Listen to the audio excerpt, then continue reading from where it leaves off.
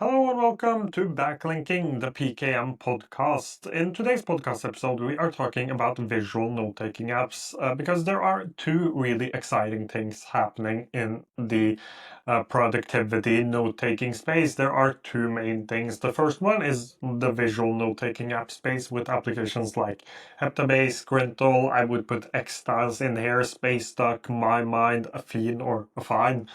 Still don't know how to pronounce that, even though they actually sponsored one of my videos back when I did sponsored videos. So that feels a little weird, but the point is that there are a lot of really interesting object-based note-taking apps. The other super interesting thing in productivity and PKM is actually object-based note-taking. I find that super interesting as well. So those are the two really interesting things in productivity and in PKM and in note-taking, together with, of course, AI. But a lot of these applications implement AI in one way or another. I've already talked a lot about object-based note-taking. Today, I wanted to focus on visual note-taking because it feels like the hype around these visual note-taking apps has died down a little. Because we had when Heptabase came out and Squintle came out around the same time. And then we had things like Napkin. My mind is a little older, but around the time of Heptabase and Squintle, people really talked.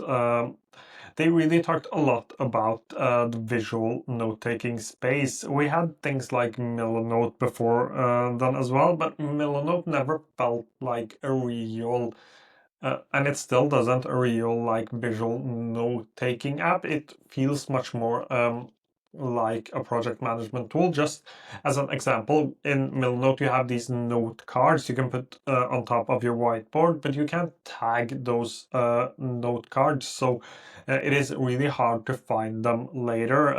There are like many small things like that. I still think Milnote is an amazing application and I use it for really specific projects. But I would say that I am not necessarily the biggest fan of note taking of Milanote just for note taking. But when Heptabase and Squintle came out, there was a lot of hype around this idea of whiteboards connecting different things together to the point where a lot of applications added some sort of whiteboarding features. So um, ClickUp added a whiteboard, but ClickUp adds pretty much everything, so that doesn't actually count. Uh, there was others as well, Obsidian, Logsec, they added some sort of whiteboarding functionality. Craft did it as well. And people ran towards these visual note-taking apps. I've talked about this a couple of times, but I am also a big fan of visual note-taking apps. But I haven't gotten one to stick yet. I'm currently trying out Xtiles as of me recording this podcast episode, so you will probably hear this 1 week after I've recorded it, or maybe even 2 weeks. But that's beside the point. The point is that we had a lot of like new applications and a lot of hype. There isn't as much hype. And Heptabase is still probably the top visual note-taking application. Squintle is a little hard because they went away from their like first product and they released the Squintle. I think they're calling it V2. I'm not sure what they're actually calling it, but they released a new version of the application like uh, late last year. At first, I wasn't a big fan. As I have like played more around with the application, I am a bigger fan of it. I still have an issue, and that is just me personally. I actually tried having Squintle as my main note-taking app, but I personally have a big issue with not having a mobile application. There was a couple of other things as well, like Squintle mainly in their marketing are tailored towards students and researchers. That is who they are marketing to. While Heptabase feels like it is more tailored towards like PKM users, personal knowledge management users, and people who are really interested in PKM. So Squintle is a little hard because like the product came out December last year, I think, November, December of 2024. So it's only been out for like 5, 6 months. I still would like a mobile app. I especially would like a mobile app before an AI assistant. But again, that is just me personally. So that one is a little hard to put somewhere. I think a fine or a fiend is super interesting. It is also open source, and it is open source, and it is also local first, which like Squirtle also stores your files locally, but not in the same way. But again, besides the point, I love hearing my own voice, so I just keep rambling. What I was trying to say is that uh, a fine is super interesting because they do things differently. They are also an open source product. You can also self-host a fine. And I think they're like whiteboarding and pages together. Like they have something they call edgeless mode, which is their whiteboard, but changes you make in the edgeless mode actually also appears in your page. I think that is a super interesting take on the visual note-taking space. They also have things like databases. I still think their databases are lacking, and I still think that Affine has some way to go before it is at the level of something like Heptabase, or it seems like it is trying to be like an all-in-one tool. Think of things like Notion, Obsidian, even something like Xtiles, which I will come back to. It is trying to be an all-in-one tool, and I still think that it needs a little bit of work before it can be that kind of tool. So I think Affine is looking super interesting. The next one is actually Xtiles, and Xtiles is also looking really interesting because, as I've talked about, I haven't been the biggest fan of Xtiles just because I felt like it was trying to be a blend between a visual note-taking app, but not really a note-taking app. Uh, it was trying, it was trying to be some sort of Notion clone with a visual element. That was how I felt about it. Probably more to it than that. But when they released their databases, I felt like it was like too close to Notion. And it had a lot of the same features. It had the tiles and the sort of visual element, but I really didn't like the organization inside of that visual element. So I haven't been the biggest fan of Xtiles. As I said, I am currently testing it out as my personal second brain. And the reason for why I started testing it out was their new, like, I think they are also calling it version 2, but their daily planner feature, which feels a lot like a bullet journal style daily planner. And I talked to the team behind Xtiles. I also, after publishing my first 2 videos and also an article about this new planner, they reached out and gave me the yearly plan just to test out the application. And probably because and I know this, and I've said that it is okay to do collaborations with note-taking applications, but a lot of them gift away these yearly subscriptions so that you as a content creator will make more videos or more content about them and showcase more of the features. Uh, but again, that is also besides the point here. I just wanted to mention that I have gotten a yearly subscription on Xtiles, and that was after I filmed a couple of videos about the new planner, because I think the new planner looks super interesting because I really like notebooks. If you haven't paid attention to the channel and the podcast for a while now, I have been making a lot of like notebook content because I am a big fan of notebooks as well. It isn't just note-taking apps. And Xtiles feels like the digital version of a bullet journal of a notebook. And I think that is super interesting combined with the databases. I think this gets like super interesting in the visual like project management tool. I still don't think it is as good as a visual tool as many of the other options. But on the other hand, like I've seen a lot of people create these beautiful bullet journal style spreads in their X and they look really beautiful and really visual. But I think for most people, if you don't sit down and spend a lot of time building everything, they now have good templates as well. But I struggle a little bit to see it as a visual tool in the same way I see things like My Mind, for example, or Milanote, where you have whiteboards and you can connect different things together. Here you have something that looks like a whiteboard and you can create different tiles.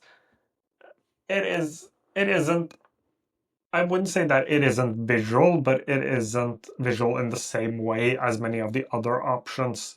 But I think Xtiles is in a completely different market. It doesn't seem like Xtiles is trying to get the PKM users, like people like me, for example, or people that spend a lot of their time just testing out different applications and have productivity applications as their hobby. It's not those people that Xtiles is going for. It is more towards people who want to spend a lot of time doing daily planning. Students, a lot of students use it. I've also seen that. I don't know how it is with Xtiles and genders, but a lot of the people I see that make content about Xtiles is women, not a lot of men actually, which is a little weird. That hasn't been something I've seen before. Not saying that it is bad or anything, it's just something new, and it shows that Xtiles might be tailored towards a different audience than mm, the audience that watches and listens to this podcast, for example. So I think the daily planner aspect here is super interesting. I think the Google Calendar integration together with their daily planner bullet journal spread thing, I think it is super, super interesting. They are also working on more automated capturing abilities. So if you capture a link or something, it will organize it for you. That is something they are working on. And they're also working on some sort of AI, which I'm excited about because I I hate bad implementations of AI. Like just adding ChatGPT inside of my note-taking app and charging me more for it. Hate it. That's probably the worst thing. So I will be keeping an eye on Xtiles going forward as well. Because of the new update, I think Xtiles is one of the applications that I am most excited about out of the visual note-taking apps. So Xtiles and Affine I find really interesting. Um, Affine because they're edgeless and page mode and how they interact together, and Xtiles because of the new daily planner thing. So I find those two really, really interesting. The next one is Space Duck, which is a new one that I've also tested out.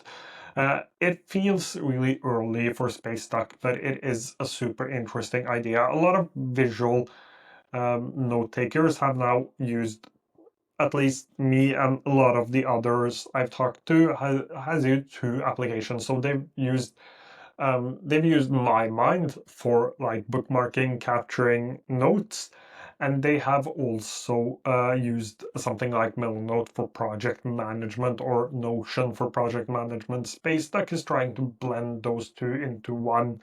The application doesn't feel ready yet, and that is because it isn't. It is currently been working on, but they are currently working on it. But the team behind Space Duck, they seem to do a really, really good job. There are constant updates all the time. There are many like you quickly get answers to your questions. They have a dedicated team, it seems like, which I think is super important for these really early stage applications.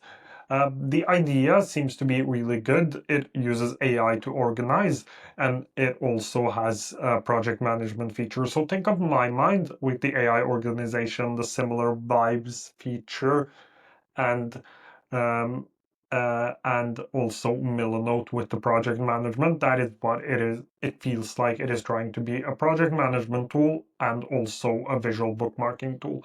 So that is also that is the third one I am really excited about. Then we have applications like Fabric, for example, which I wouldn't put. I just wanted to mention it because I wouldn't put that in the like visual note taking app category. I would say that Fabric is more the AI organize everything for you chat app interface application. I haven't found a name for it yet, but there are so many applications in that category. I'm talking about these applications that just want you to capture as much as possible and let AI do the organization for you. I feel like Fabric is more in that category rather than the visual note-taking app. The last one I wanted to mention is Napkin Notes. I think Napkin Notes looked really interesting. I feel like the development there has been a little slow.